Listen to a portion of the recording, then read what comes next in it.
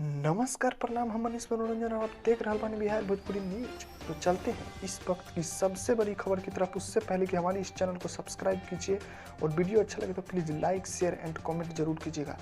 तो दोस्तों, आज एक पोस्टर लॉन्च हुआ है खेसारी जी और पाखी हेगड़े जी का, जिस सॉन्ग का नाम है जवानी जर्दा के पान। जी दोस्तों, जवानी जर्दा के पान, यह सॉन्ग को गाए हैं खेसारी लाल यादव जी और शिल्पी राज जी, और इस सॉन्ग को लिखे हैं आशुतोष तिवारी जी और म्यूजिक दी है आर्या शर्मा जी। जी दोस्तों, बवाल खबर, आशुतोष तिवारी जी ने लिखे हैं और आर्या शर्मा जी ने म्यूजिक दिए हैं। तो दोस्तों, यह सॉन्ग आएगा PRA फिल्म्स से, डायरेक्ट वीडियो सॉन्ग हो सकता है यह। इसमें खेसारी लाल यादव जी और पाखी हेगड़े जी एक्ट किए हैं, यानी वीडियो में दिखाई देंगे आप लोगों को।